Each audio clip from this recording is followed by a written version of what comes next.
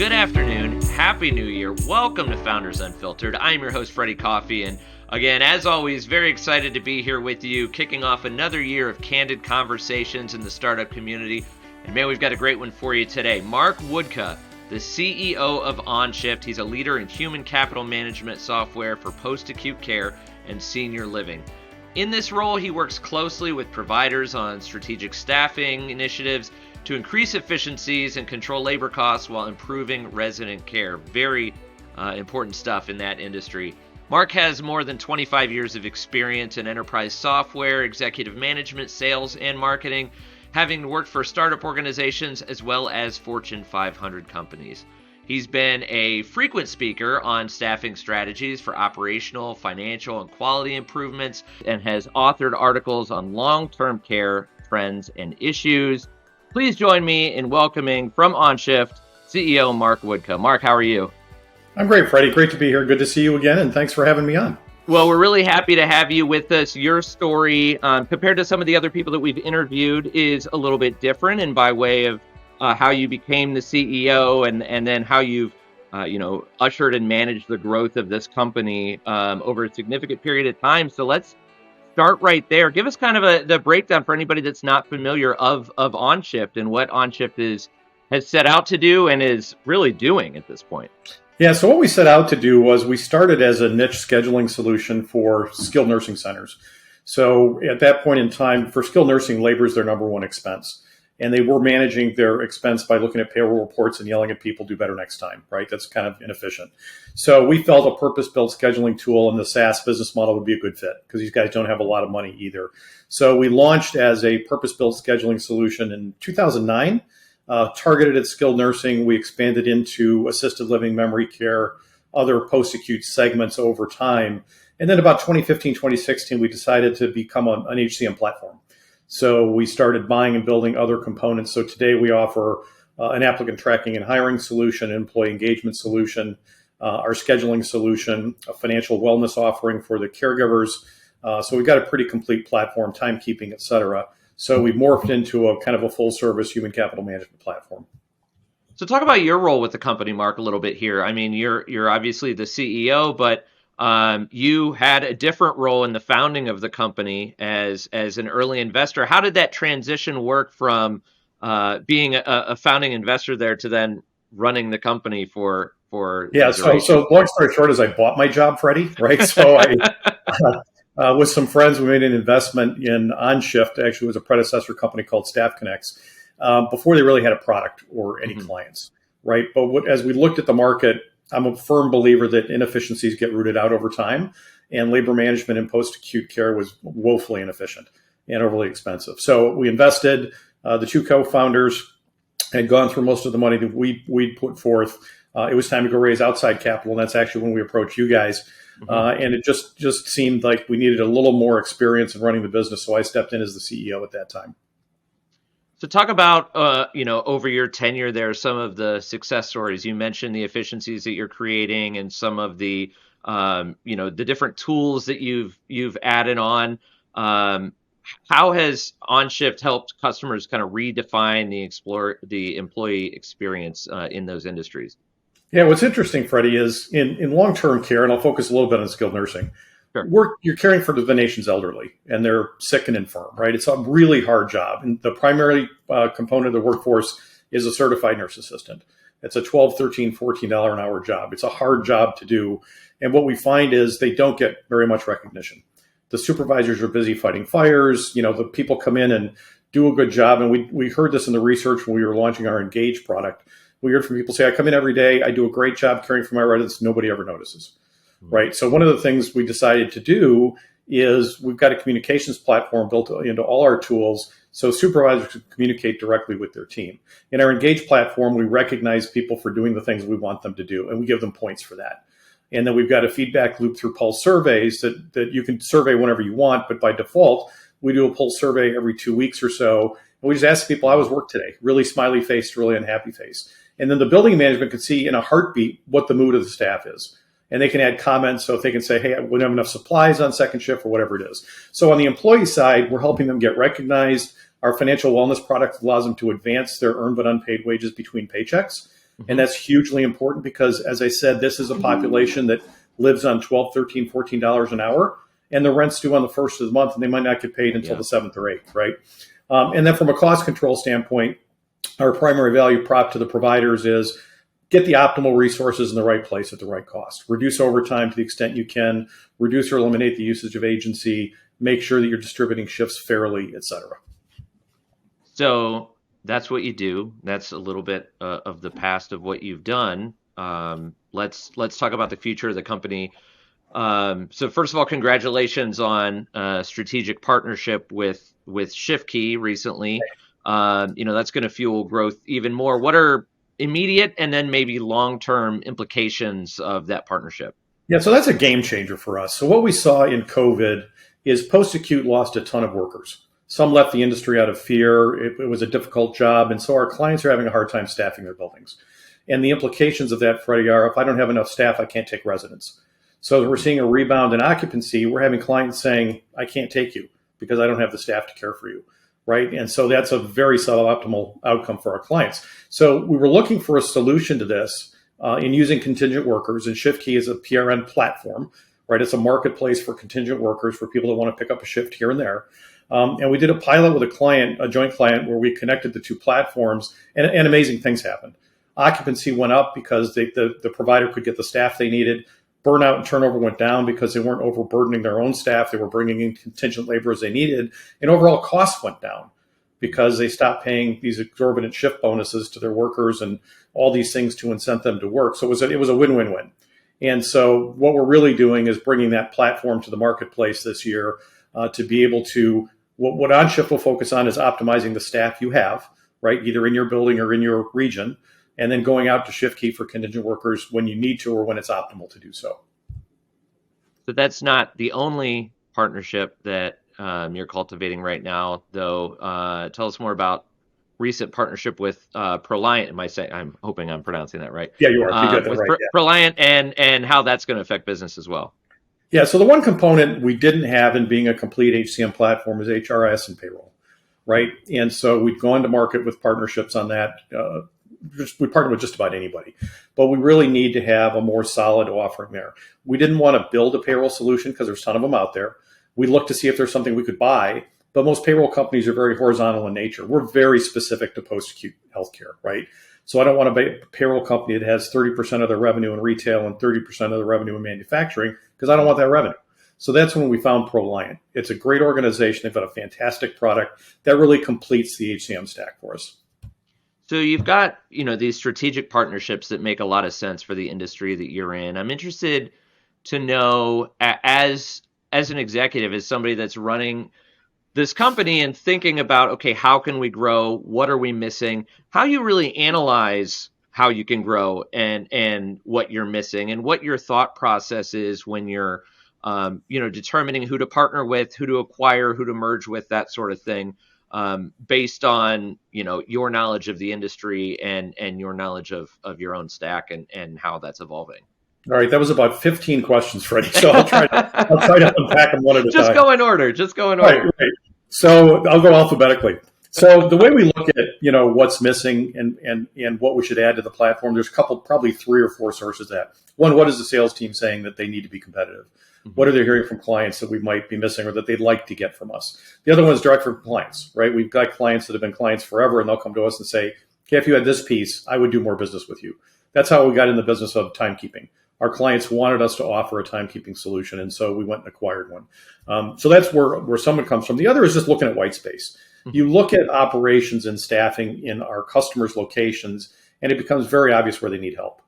Right, hiring is so funny because when we launched the Engage product, which is an employee retention solution, all our clients said, "You need to help me hire more people." And we said, "Why don't you close the back door and hang on to the people you hired? Because if you just open up the front door faster, right, it doesn't really solve the problem, right?" Yeah. So it's really thinking about what solutions are going to have the greatest impact over what time frame. And then as we're deciding how to, what we build, what we buy, what we partner, our thinking there is, if we're going to build something, it's got to be something that we can uniquely develop, right? That really adds a lot of value. If we're going to spend investors' money to build something, it's something we should own and have the IP and the control over, right? If it's something like HRS and payroll, I don't need to own that, right? I can partner for that. So then we'll look to partner for things like that. So it's really, do we build something? Is there something we can buy, or can we partner for this technology? And have there been any decisions made whether to partner or to spin up a new feature that you've had to either, you did it, but you didn't like it and you sunset it, or the idea came up and you said no to it? And how did you determine that if that happened? Yeah, we've done both. I think, I'd like to say, boy, we're batting 1,000 and everything we decide to build is just perfect, but it's not true. We built a utility called Text to Hire, which allowed you to text back and forth with candidates. And it turned out it was a feature, not a product. So we ended up sunsetting that and actually building it into our employee product, which we bought back in 2020. So that was a case where we spent money, we did research, we thought we had a good idea, and it just didn't meet the need. It wasn't enough, basically, right? So that's an example of something we just kind of shut down. What was the other part of your question? If there were ideas that had spun up, ideas that maybe your salespeople came to you with that, or that customers might have been clamoring for that you had decided against implementing or against building. There are, absolutely. So there's things that go out of our wheelhouse, right? There was an idea that we should build a family communications platform to communicate family to the providers. That's not our space, right? So that didn't make sense. It wasn't an HCM play. So we decided not to invest in that. We've also gone through a gating process when we're making investments, where we'll start to build out an MVP, get it in front of customers, get feedback. Sometimes things don't get through that process because it just doesn't offer enough value to move the needle for them. So we try to be very cautious in what we decide to invest in, and then gate how we make the investments over time to make sure we're on track. Excellent. And the things that you're doing are all basically related in that they're improving employee experience in the industry that you're playing in.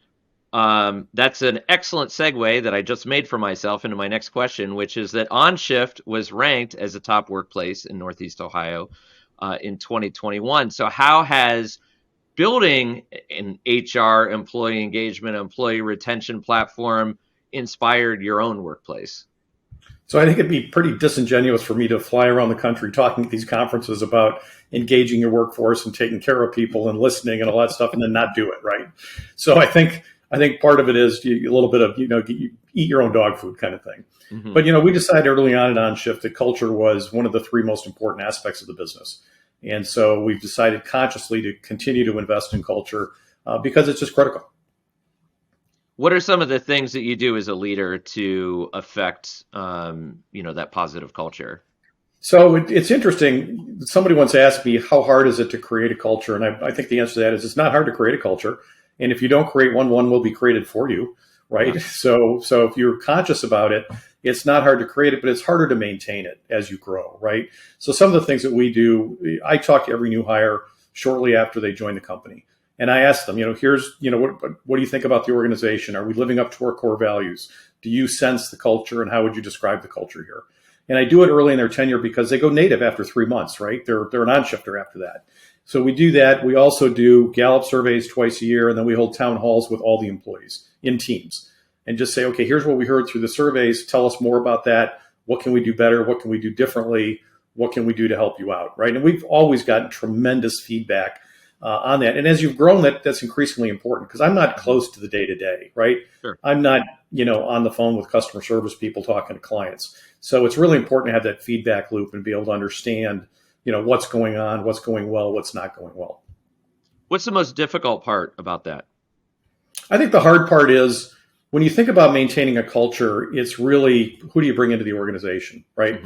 So there's two components. You run into, if you're growing quickly, you'll run into a situation where like, I should hire Freddie. I don't think he's a great fit culturally, but I need somebody to do some work. So let's bring Freddie on board. You need to avoid that temptation because if somebody really isn't a cultural fit, it's just going to cause more problem than it's worth. The other thing is you've got to move people out of the organization that aren't a fit. I always tell my leaders, hire fast and fire faster. And I don't mean to be rude about that, but if someone's not a fit or isn't going to work, nobody's benefiting from that person sitting in the organization for longer than they should.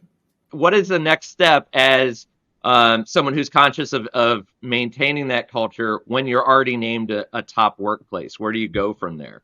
You just continue to invest. It's just be conscious about it, right? And continue to invest and continue to test whether or not you are living up to your cultural values. So let's switch gears and talk about you personally as a CEO and as someone who has, as I mentioned at the beginning of the show, kind of ushered this company from startup phase into growth and making your own acquisitions and that sort of thing. I would love to, pick your brain from an advice um, lens here a little bit for startup founders out there that are at the they're at the very beginning, they're at idea stage, or Yeah. they're pre-revenue and they're just creating a product. First of all, as someone who has been on the investor side and then the CEO, how have mentors and advisors supported your journey there, or how has being a mentor or advisor played a role in what you bring to the table every day? Yeah, so I think everybody should have mentors and advisors, even if it's informal, right? And Mm, so I've always looked for people that have come before me that can help me out. As a matter of fact, it's a great Jumpstart story. Ted Frank was my EIR at Jumpstart when we went through the process. And Ted taught me a couple really important things. One was Series Next starts the day after you close Series whatever, right? And to communicate to the investor base that you need, right? Because as you grow, you need more money. It's a different investor base, and make sure you're communicating with them long before you need money. My largest investor turned out to be Health Velocity Capital. I met the principals there in 2010 and didn't ask them for money until 2014. But I talked to them a couple times a year and gave them an update on the business and so on and so forth. Also, leverage your board. If you've got a board, use them. My perspective was my board members have seen every problem I'm going to run into. The only new problem I had was a pandemic, right? Nobody had an answer for that. So we had to make that up as we went. But everything else has been done to some degree, right? So if I've got a situation, I'll reach out to a board member and say, have you seen this? What should I do? Or do you have a CEO I can talk to that's been through this? mm-hmm. Right? So leverage those relationships and take that advice and find people that can mentor you and people that you trust and believe in.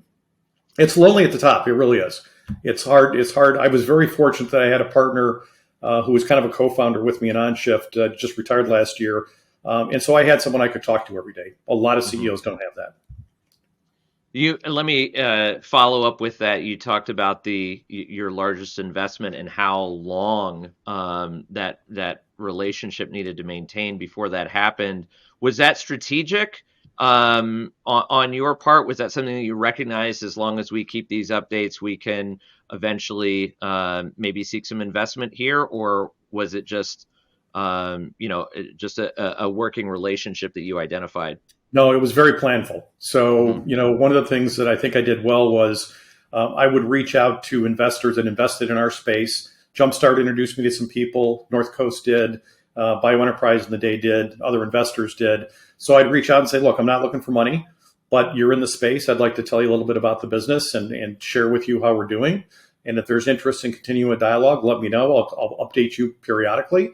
And then if there's a chance for us to do business together in the future, great, right? If not, we've wasted a couple conversations. So my goal as a CEO, first and foremost, one thing I have to say to everybody, it's going to take more money and time than you think. So just get used to that, all right?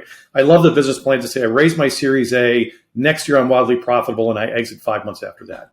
It happens, but it's not the norm, okay? So plan for it taking more money and more time. But the value of what I did and the approach I did is I would get 5, 6, 7, 8 term sheets. The one thing you don't want is a term sheet when you're raising. And a lot of times that's all you get in Series A. But Series B, C, D, and E, you want it to be competitive.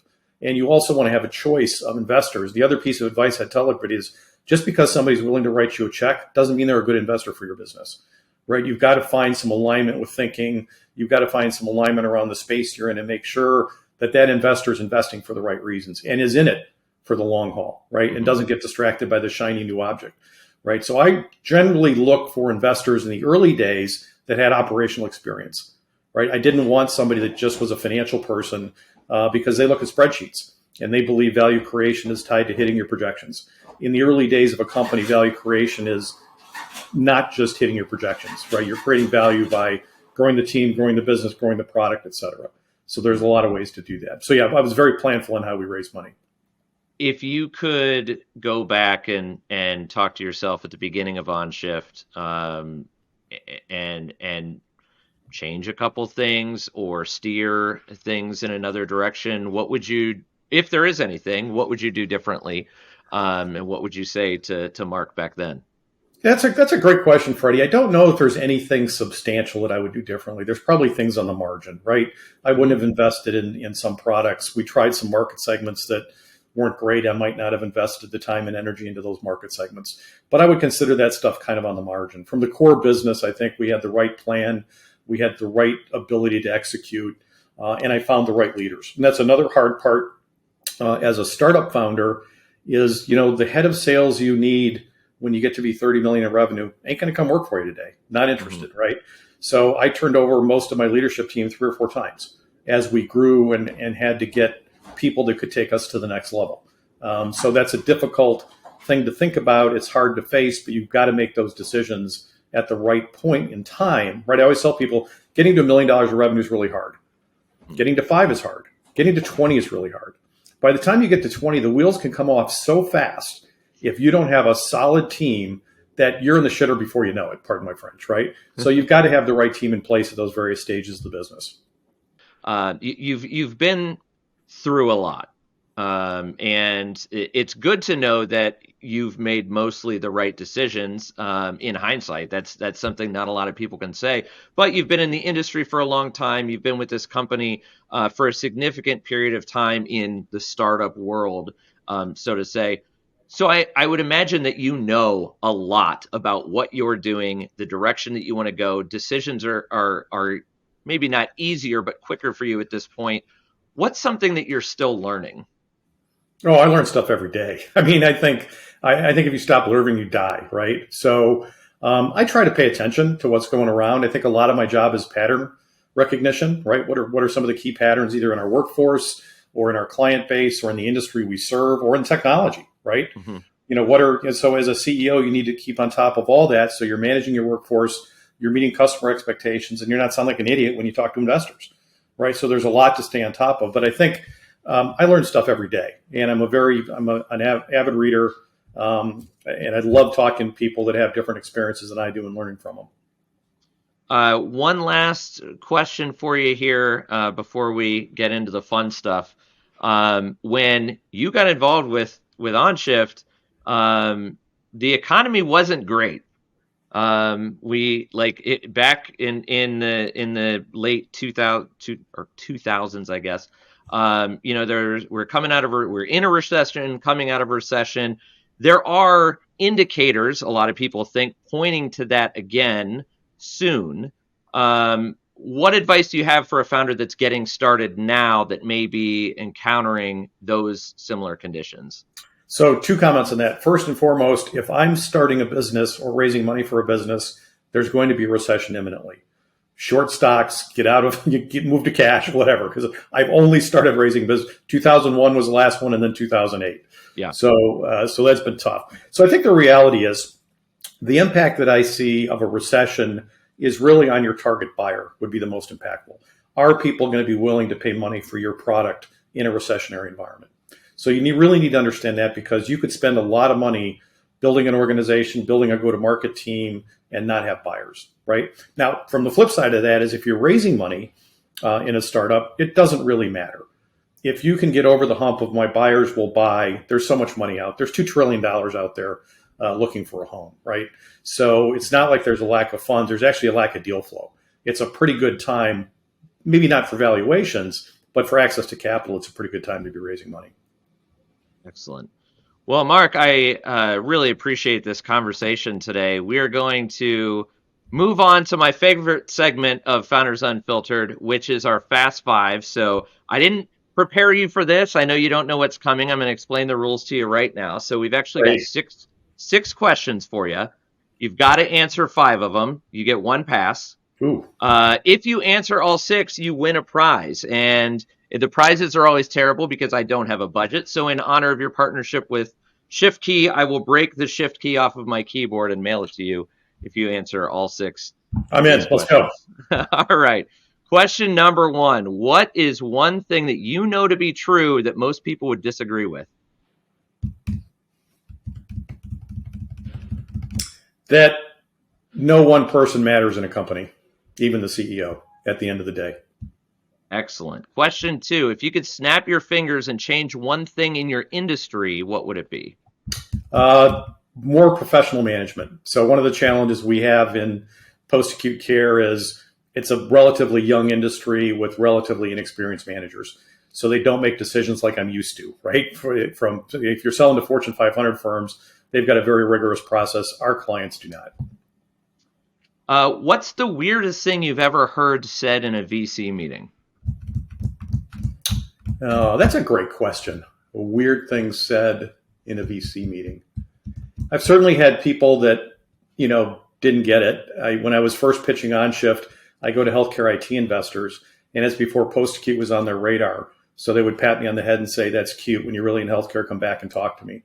Right. And 5 years later, my phone's ringing off the hook because everybody looks at the demographics of the aging population, goes, holy crap, we got to get this done. Now, I've said some incredibly stupid things in meetings, in board meetings that, as words are coming out of my mouth, I'm trying to get them back. So that certainly happened.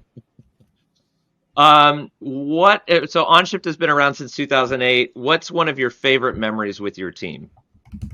I got to tell you, just the journey. The reason I do what I do is it's really rewarding for me to see team members get their first apartment, get married, have a kid, buy their first house, right? And the thought that we created this environment out of nothing that now employs 250, 300 people that are all, supporting their lives and their families. That's why I get out of bed in the morning. That's what's exciting to me. And just the journey is great. And I'll tell anybody that's about to start a business, be careful. Startups are addictions, right? I've done 3 or 4 of them now. And my wife looks at me like, why are you doing this again? Why are you going to make no money for 3 years, right? So just be careful. Excellent. That's great. What's something that you mentioned you're an avid reader. What's something you're currently reading or listening to that you'd recommend? So it's funny. I'm reading a series of books on fraudsters, the 1MDB scandal, and stuff like that. It's just what's fascinating to me. And Uber is, or not Uber, but yeah, Uber is kind of the same thing. There's so much money in the world. People throw money at things without ever understanding them. The guy, Joe Lowe, who ran the 1MDB thing, stole $9.5 billion from a sovereign wealth fund. And all he did was spend it on himself, basically, and his friends. It's just crazy that can happen in this environment. Look at Sam Bankman-Fried. Yeah. I was going to say, it's incredibly topical right now. It's like, how does that happen? I think business fraud podcasts are going to become the new true crime podcast. Right. That's exactly right. God knows there's no shortage of material. All right. Well, hey, you're gonna get the ShiftKey off my keyboard here because I know you're going to answer this, or maybe answer this one. Last question, number 6. What is your New Year's resolution? I don't make New Year's resolutions.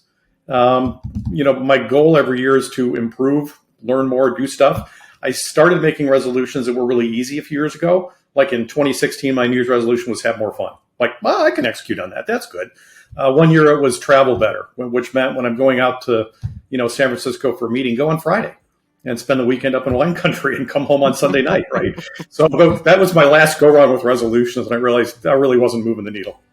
I'm glad you did have more fun in 2016 and not 2020. That might have been one where you're looking back at the end of the year and going, well, yeah, that wasn't the most fun. Yeah. Mark, you are off the hot seat. Thank you for answering all 6 of our Fast 5. We appreciate that. I appreciate you. I know that you're very busy, and I appreciate you taking the time to talk to us today. We wish you nothing but the best of luck in the future of OnShift and everything that you and the ever-growing team over there is doing and the changes that you're making to your industry. So again, thank you for joining us on Founders Unfiltered today. You bet, Freddie. My pleasure. Thanks for having me.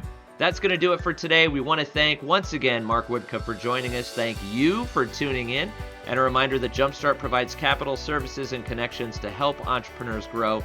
Learn more and get started today at our website, www.jumpstartinc.org. Have a great day, and we'll see you next month on Founders Unfiltered.